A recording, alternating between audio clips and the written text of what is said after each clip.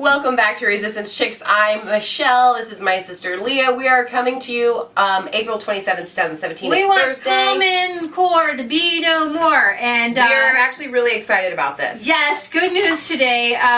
Very good I know news. a lot of people are saying that his executive order doesn't do much, but I'm glad that he's talking out against Common Core. Right. Putting the one thing, there's two things that really drew me into Trump during the election, and this was the first thing. He was in Cincinnati in a small room with like a handful of people when he was campaigning, and he spoke to a kid about the fact that, is this still running? I thought I heard it click. It's still running. Can you see it?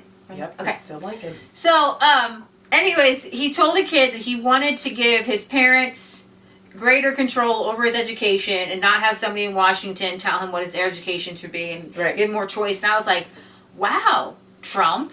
And so yesterday he signed an executive order trying to get Betsy DeVos the powers to give powers back to the states. Kind of a weird executive order, but education should be in the hands of the states. Absolutely. By the way, right. Today is another critical step to restoring local control, which is so important. This executive order directs Secretary DeVos to review current federal regulations and ensure that they don't obstruct the ability of states, local governments, teachers, and most importantly, parents to make the best decision for their students and in many cases for their children. Previous administrations have wrongfully forced states and schools to comply with federal whims and dictate what our kids are taught. But we know that local communities do it best and know it best. The time has come to empower parents and teachers to make the decisions that help their students achieve success. We can't have a cookie-cutter approach to education. Each state and each school have different challenges, and each individual student has unique needs. Our solutions should be as varied as the students we serve. The Every Student Succeeds Act was a good step in this direction, giving flexibility to states to best meet the needs of their communities. We're going to implement this law as Congress intended, not how the previous administration dictated. When we give decision-making power back to states and communities, students benefit. This executive order puts us on that track.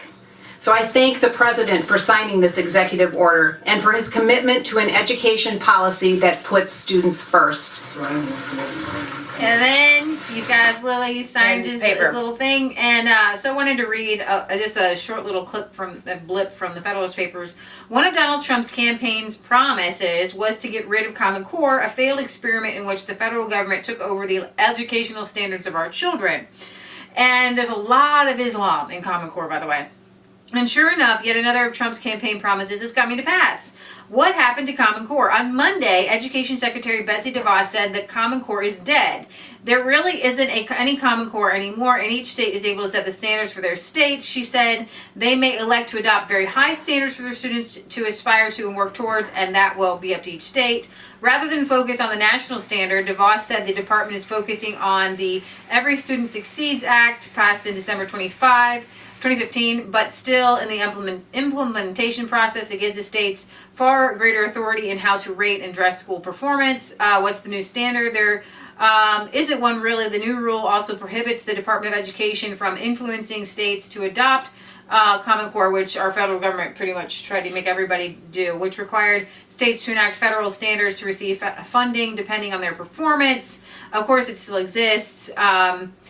So here's the thing, I don't have everything together to go through Common Core, which I would love to. If you just Google it and see all the parents if you have a child in public school, or you know someone that does, you know how ridiculous Common Core is. Some of the math problems we've seen, they have to take some like 20 hours to do one problem. Well, and that's only one issue. The math obviously is the most absurd, but what they are pushing in Common Core is a very liberalistic, leftist, homosexual, sex ed type education, gender identity, all these different things. Yeah. And not only that, but it's a moneymaker. Because of the Common Core, people who write school books, it's all about money. They write school books, they get to rewrite all these new books. Yep. Right? And make millions of dollars. There's been some undercover episodes on going in and people like, yeah, I don't really care what's in the books, man. We're making millions of bucks. Right. You know what I mean? And so, well, somebody had left a comment a few days ago or whatever. I just now got to it yesterday. And they had asked the question, what is the difference between a democracy and a republic then? You know? And a democracy is when you kind of have everybody votes on something as a group, and then majority wins. That sounds so great. The problem with that is that we are not one country made up of cities. We are the United States. Okay, now the states started out as sovereign states. Okay, and we decided to kind of come together to form a government, but you can't go taking the states' rights away. And we have large states, we have populations like California, right, that would have a very large vote, and they could swing, and this goes back to the Electoral College and all of that, but this is why we have Congress, this is why we have Senate. My point is that when you take the states' rights away, and you just have the federal government ruling everything, telling you how to do everything, including educating your children, the states are no longer unique. Okay. And America being such a large country. I mean, let's take Great Britain for instance. You don't They're have very a voice. small. Great Britain is the size of Ohio. Right. I mean, and you guys have all these uniquenesses within your different areas, so we're finding out very quickly. Now, imagine if you had 50 Great Britons. Right. And everybody, and so then you have the EU telling everybody what to do. That's a really good example. The reason we have our individual states and states are supposed to have state rights is because in the EU, that's why Britain left the EU, because they lost their sovereignty. Now, obviously, each state is not a whole country, and America has like basic ideals, but the laws for states are supposed to be innumerable. Mm-hmm. But the federal government is supposed to be few. Right. And the federal government keeps trumping all of the states' rights. Right. And, Donald Trump The federal government is supposed to be comprised of the states. Right. And so when it becomes its own separate entity telling the states what to do, then we have a problem. When it comes to how individuals lead their daily lives, the federal government was designed to help the states to be a collective unit to deal with other nationalities and to deal with other foreign entities and intercommerce and things like that, and trade and things like that. So anyways, I'm really happy with, education. We are big homeschoolers, and we had somebody from Sweden ask us, so what about homeschooling in Sweden? I have to tell you, sorry, it's illegal there. There are places all over the world where homeschooling is legal, and I would like to cut here and take you to international homeschooling. So, if you pause, and we're going to delve into just a tiny tidbit of international homeschooling rules and laws and stuff. Well, since this is really short, I want to take a moment to plug what we were talking about yesterday, how depressed everybody seems to be right now, that Trump's doing different things that we all know are not very Trump-like. They're not very what he campaigned on, and we're all just kind of depressed, and oh my gosh, we're not winning anymore. I don't even know if I can trust this man anymore. Listen, let's take the wins when we can get them. All right? He's going to make mistakes. We all knew that. If you thought that he was going to be infallible, you were under a delusion, because the rest of us didn't. We knew that he was going to make mistakes, and we're willing to just roll with it, to go with it, to speak out. He had a few people lined up before he came into office. Okay, this is what I'm running on, and this is the person I want to run it. Right. So Betsy DeVos was the person he wanted to run it. We've been over her, whether she's good or not, I don't know.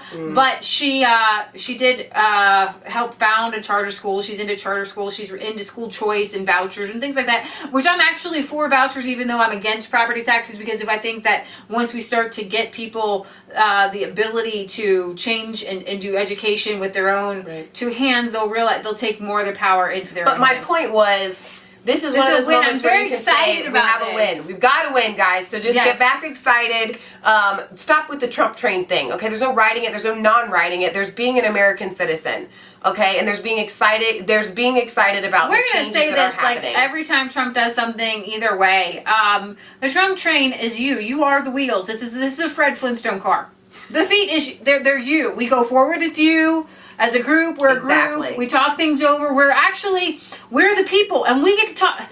We the people on the kind of center right are the people who actually talk about things. You come to us and you say, hey, I don't necessarily agree with this, but I agree with you on this. Right. And that's the way government is supposed to be. Imagine, I'm sorry, leftists, just roll with me because there's very few that go with it. We have very few leftists. It seems to me that there's the progressives and the leftists are right now shutting everyone up and there's no discourse. Right? It seems that it's always the Republicans that reach across the aisle. Right. It's never the Democrats, right? I mean, we saw what happened with Gorsuch, and things like that. So imagine center-right leaning people all get in a room, the libertarians and the conservatives, and we have a government. And we discuss things. And that is what their founding fathers actually started on. Right. And that's it's not ideology, it's not my team against your team. You know what I mean? It's like, okay, I'm going to discuss this and we're going to discuss this and let's do the best thing for everybody. And hopefully people are going home and praying about it and seeing, what God would have everybody do, which is what our founding fathers did. God, lead me and guide me. It's not about totalitarian. It's not about bringing your religion in. It's about actually what's the best thing for every person.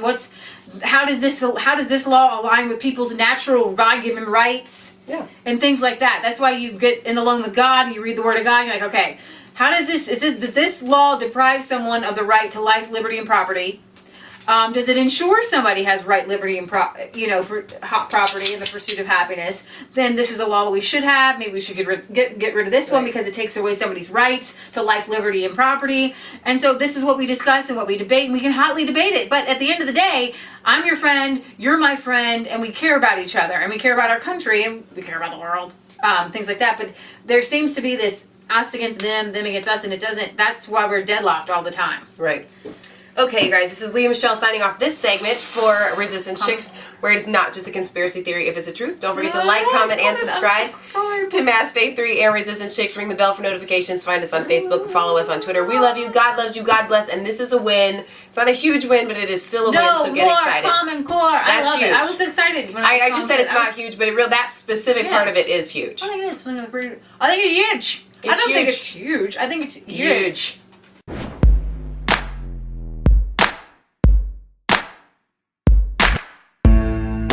Cold, all alone. No place for home every day. So afraid, but you call me.